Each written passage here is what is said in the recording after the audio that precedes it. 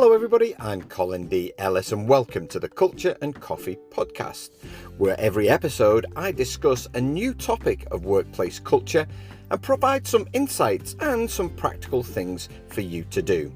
Don't forget to like, subscribe and to share with people who you may think would be interested. Okay, let's get on with today's episode.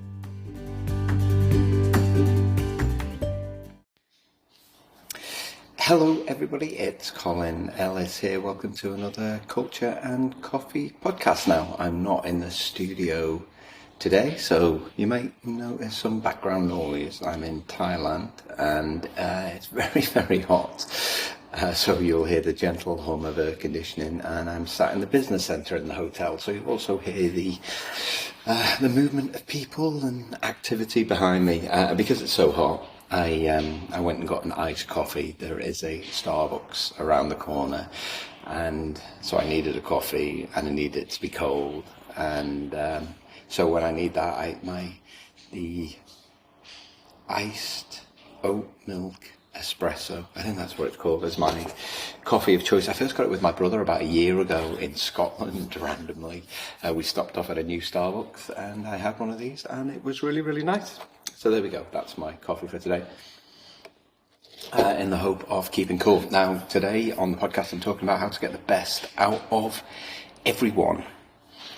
And it's a challenge that, quite a lot of people face, is how do I keep people motivated? How do I ensure that people perform to their ability? But also, and this is going to be the real focus of today, is how do I make sure that we don't carry any passengers? And one of the biggest issues is we end up with these pleasant cultures where we're just a bit too nice. We don't push people, we don't performance manage people.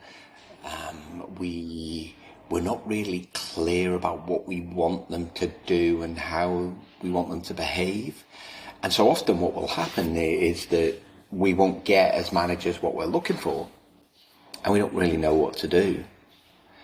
And so I'm going to give you a few things to think about and hopefully a few things to do differently when it comes to that, because it's one of those things that you have no choice. If you're a manager, you have to master it. For those of you like a metaphor, if you've got someone who's not performing, it's kind of like driving a car with a puncture. You can do it, but it will cause stress on the entire structure of the car, or the culture in this instance. Could create long-term damage and really ever prevent you from reaching the kind of speeds that you need to get to where you're going. So it's really important that you fix the puncture. Now, employees, and having been one myself, employees recognise that performance management is part of the job, which is why it's always weird when managers shy away from it. In my experience, I've mentioned this on the podcast before, nobody wants to come to work to underperform. It might feel that way at times, but most people just want to show up, do a good job, go home, get paid, go on holiday. Honestly, that's what most people want. They want to do a good job, it doesn't matter whether they're a Premier League footballer or, cutting grass or whatever. That's what people want to do. But there is a recognition that from time to time they're not going to be able to do that, and they expect to be performance managed as a result. Gallup in the US did a survey on this and found that only 20% of people had actually been performance managed in a way that motivated them to change. So for those that were surveyed, there was a recognition that, listen, they weren't always great, but actually they weren't managed in a way that they needed to be in order to get back to the performance that they wanted. And often organisations get themselves in a right old mess and end up having to restructure. Or else they come up with a new operating model and they'll sell it as a big positive, which, sometimes it is, don't get me wrong. But often they're doing it because they just didn't performance manage people properly. And as a result of that, what you then do is end up really undermining the entire culture of the organisation, because you just couldn't deal with those 2-3 underperformers. I remember hearing Tony Hsieh talk about this. Tony Hsieh is the ex-CEO, tragically died, ex-CEO of Zappos, a shoe retailer. Great culture, someone who put lots of time, thought, effort into building a really great place to work.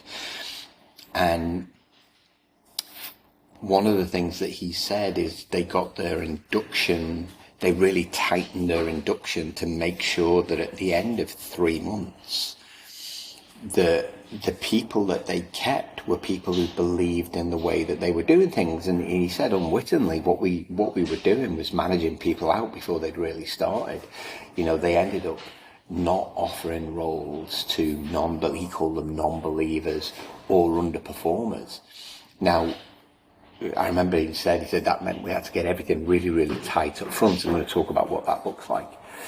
He was just like, but we never got ourselves into the position where we were wasting time and money performance managing people who didn't believe the things that we did. Atlassian, a software company, something similar. They make sure that as part of the induction process, they start people off in the right way so that they don't have to spend as much time on performance managing. Now, I just started work with a new client, and in candid conversations at the start, and I say, tell me a little bit about your culture. We talked about the things they were good at. Always do that first. I was like, but what are some of your opportunities? And I remember they said, we've got a lot of people who don't perform at the level that they should. What should we do? How will we address that? My first question is, well, what's the consequence of them not performing? And the answer was, we're not very good at that. I'm like, okay.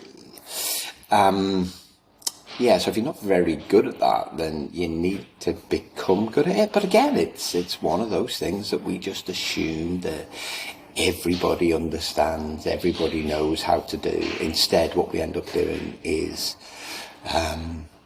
just avoiding it. Now, if you can hear a clacking in the background, there's a guy rearranging some stones right outside the window, which is, it's a beautiful stone feature, but he seems to be rearranging the stone, taking pride in his work, which I'm loving watching.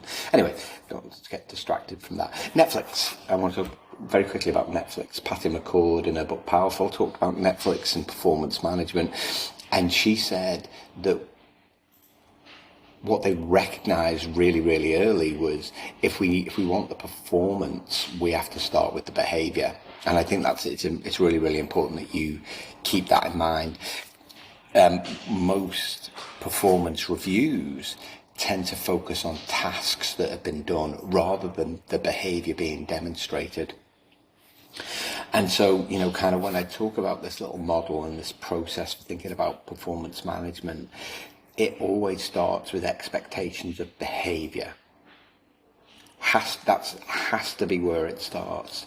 This is the behavior I expect of you in this role. Now, if you want to do it well, I worked at an organisation pre-COVID actually, where we completely redesigned as part of a culture program their induction process. And one of the things that we did is we placed a heavy emphasis on these are the behaviours that we expect from employees. That was part of the induction process. We wanted people to know that, yes, you've got tasks to do, you've got things to tick off, all of those kind of things. But actually there's a behavioural expectation, both with the way that you interact with your colleagues, your managers, and with people outside the organisation, either stakeholders or customers. So you have to start with that behaviour, because it's the behaviour that really destroys relationships. You think about it.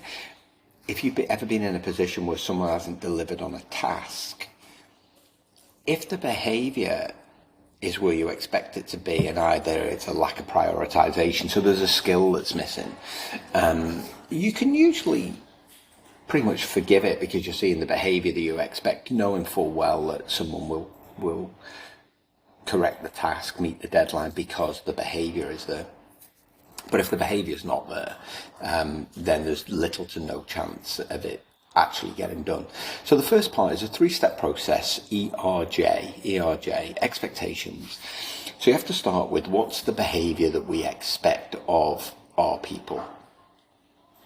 And so if you haven't done any work to define your culture, then it's going to be hard to maintain consistency here. But if you're a manager, what you want to see is collaboration. You want to see discipline. You want to see a level of creativity. You want empathy for other people. You want humility. You want, being able to put your hands up and say sorry when you get things wrong. You want people to take responsibility. Be really, really clear. It's that classic thing is you can't tell people that they're empowered. What you have to do is to help them find that intrinsic motivation, that thing inside themselves. And that starts with you setting expectations around behaviour, right? And then once you've done the expectations around behaviour, it's what's the expectation around performance. The two are different, right? So behaviour is, the things I just mentioned, discipline, collaboration, empathy, vulnerability, those kinds of things. Performance is on time every time. Performance is timely interactions. Performance is no broken promises. Performance is contribution to the team. It's about the team. It's not about you. Often when we get people who are really focused on self, we end up with this real broken culture because we've just got a load of selfish individuals who are just working to their own ends. Now, of course, this is perpetuated by the KPI, the key performance indicator, because key performance indicators tend to be weighted on the individual, not the team. And so often we'll set expectations and say, this is the performance expectation that we have of you. And it's generally things that individual has to do rather than the interactions with the team. It's much better if you can set team goals. When you can set team goals, what happens then is that the team really work together to achieve something rather than the individual works on something to contribute to the team. Listen, every now and again there'll be, some things we expect of an individual, but if we can set it on the team, it's always it's a far better way to create what I would call a dream team. And in a dream team, there are people who understand what they need to get done and how they need to do it. Right? There's no, they have a no dickheads rule, right? Where you don't allow the behavior of one individual to undermine the entire team. And so that's why expectations around behaviour isn't, but everyone can behave in a decent human way towards each other. So expectations are the first part of the process. The second part of the process is reinforcement, specifically positive reinforcement. So this is when we talk about feedback, this is what we're talking about here. Now, there's a behavioural scientist called B.F. Skinner who did some really great work on the principle of reinforcement. And he talked about the fact that, if consequences to actions are bad, there is a high chance the action won't be repeated. If the consequences are good or neutral, the probability of the action being repeated becomes stronger. So what he's saying here is, if your expectations are met, then you need to provide praise or talk about or reinforce the behaviours that help that individual achieve that work. So this is why it's crucial that you praise the behaviour, right, that they demonstrated, almost not the knowledge. It's great that they had the knowledge to do it, but you don't want them to think that they're special because they have that special knowledge. It's really about the behaviour. Also, when you provide feedback on the behaviour, it gives that person a sense of, I must demonstrate more of that behaviour, or I need to show more of that behaviour. And positive reinforcement is always better than the immediate stick, which is often what people go with, because it really promotes those behaviours that we want to see, those desirable behaviours. So positive reinforcement, if you've done something well, that's great. But if you haven't met expectations, remember it's important to set them, because if you don't set expectations, it's very hard to performance manage someone. It's very hard to get the best out of anybody if you haven't set expectations, because they almost don't know what they're working towards. But if they haven't met their expectations, then the reinforcement needs to be slightly different. You need to talk about where they've let themselves down. You also need to ask if there's, I always said, even when I was a manager myself, the first thing that you want to do in any performance management situation or when you're providing reinforcement is ask, well, what can I do? How can I help you? So, really approach it with empathy. You know that if you can help people unlock that intrinsic motivation themselves, then that's going to lead to productivity without the need for intervention from you, and everyone benefits because the person feels good about themselves because they're able to deliver. You feel good because you've got a team of motivated individuals who are working together to deliver, and then the organisation gets the results it's looking for. Win-win for everyone. Win-win for everybody, really. But it's really important that you have a conversation. So the reinforcement comes through conversation, not via an email. I can't stress this enough. I say this so many times. You can't performance manage anybody by email. It's got to be face to face. Even if you're not in the same country, it's still, over a video call where you're looking at someone and being able to gauge their response and, being open to challenge and talking through what you can do differently. But you need to provide that feedback. And I always say with feedback, it should be little and often. You want to get into a good routine of providing feedback. You always want employees to expect it, not in a Pavlov's dog kind of way, but for me, it's an important part of the working week to know that you've done good work or to understand what you need to work on. And that can come through, and as a manager, it can be just the briefest of conversations. It can be a formal meeting, whichever works best. And as a manager, what I'm doing is I'm observing behaviour, and obviously I'm monitoring performance at all times, so I can, provide the right level of context for the feedback. It can't be based on hearsay or what somebody else said. Also, I know if I need to take it further, I need to do the work that I need to do as a manager to make sure I've got a foundation on which, to help someone change. And those foundations are crucial. And that's why, kind of providing feedback at least gives you an opportunity to directly address the issue and give someone the opportunity to work at it themselves. So that continuous feedback, that positive reinforcement is a real way of avoiding the really difficult bit, which is the third part of the process, which is the jeopardy. And jeopardy essentially is, there's consequence. So that's why I asked that question of that new client, what's the consequence for them not performing? We're not very good at that. There has to be a consequence. If there's no consequence to you not behaving in a particular way or not performing, what's ever going to change? Nothing. There has to be a negative consequence for failure to meet behavioural expectations or performance expectations. It's not, this is not a kind of a free pass that you're giving people. You're not just giving people money to do whatever they want to do. In a team, everybody needs to be doing their bit to pull in the same direction.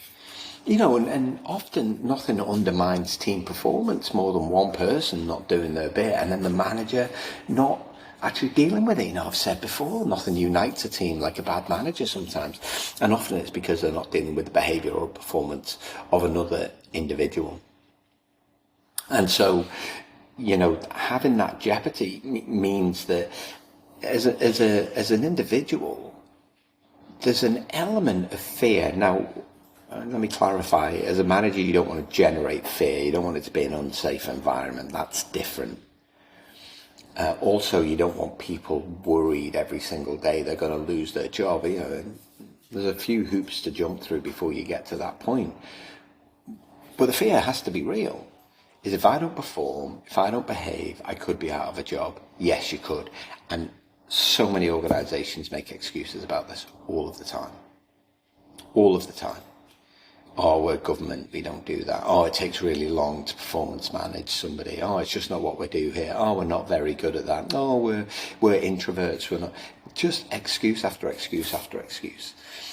Now, Partly it's because I don't have the skills, so we need to teach people the skills of dealing with that. But also there needs to be jeopardy, and it needs to be really, really clear in the probationary period, in that induction, that if you don't perform, this is the consequence. It needs to be crystal clear that the continued employment is contingent on them meeting expectations around behaviour and performance. But you're only as good as the behaviour or the performance you're prepared to walk past. So if they don't perform and they don't behave and you don't do anything about it, then you get the culture you deserve, unfortunately. So that jeopardy is crucially important. Again, like I said, what I don't want to do is for managers to go away and say, well, if you don't do this, you're out of a job, because that's generating fear. Jeopardy is people understanding, and the thing that I used to say, having done this myself and never enjoyed it, but I had to do it, is, to really get people to say, look, if you don't meet this behaviour or performance expectation, there'll be a formal conversation. The formal conversation will be you and I, then it'll be a member of our HR team, and there's a pathway there that you don't want to go down and I don't want to go down. That's me laying out what the jeopardy is. It doesn't matter whether they've been there 5 minutes or 50 years. What? One organisation I'm working with, they've got a really poorly behaved person who's not long away from retirement. I see this so often. It's like, and they're like, well, that's just who he is. No, it's not. No, and the reason that they needed to deal with it is because a really good, young, high potential employee recently left as a result of it. And that's the consequence of not dealing with it, just making excuses for them all the time. And the client said to me, he's like, well, what's the ways that we can deal with it? I was like, well, they have to be performance managed, or you can make them head of special projects and stick them in an office where they sit on their own for 6 months, not coming into contact with anyone else. What do you want to do? They're your options. You can either deal with it and send the message to everybody else that you won't tolerate that kind of behaviour from anyone, regardless of the level of experience or length of tenure, or you can just stick it in a cupboard and wait for it to go away. What do you want to do? Of course, the former is always better, because you don't want to lose those people who can contribute to the great culture that you're looking to build in the future. So there has to be a process. It can't be a long process. So if your HR department tells you, it's really long, it takes 6 months, that's not good enough. It's not good enough. The best cultures, are done with people who behave poorly in a week. 3 strikes, you're out. In a week. Right? That's what it means to be really high performing, if that's what you want. The processes that you have and the training that you give your managers has to be really, really tight. You want to make sure that you do it in the right way, that it's empathetic, that it's compassionate, but ultimately what you're doing is safeguarding the culture for the rest of the people who are working within it. You're not allowing one person to disrupt it for anybody else. And when you get to that point, so when you're clear on your expectations, when you provide positive reinforcement, or you provide feedback on things that need to change, and employees know that there's jeopardy. So if you're office-based, there's a pathway where you could be exited out of the organisation. If you work in sports, you could lose your place on the team, right? At that point, that is how you get the best out of everybody. Because people can get up in the morning, they know what they need to do, they know how they need to do it, they know there's a manager behind them who's got their back, who will tell them when they're good, offer suggestions when they're not so good, but also that they're playing for a place on the team. And that if they don't do their bit, then they could be off it. Getting the best out of everyone. Listen, I don't want you to think about it's easy, but it's just one of those skills that's required in all teams, in all organisations around the world. Like I said, nobody wants to be the worst of themselves. We all want to perform at the highest level at all times. And by setting expectations, providing reinforcement, and making sure there's jeopardy, we can do that consistency. All right, that is your Culture and Coffee podcast for today. Hope you enjoyed it. Ta-ra for now.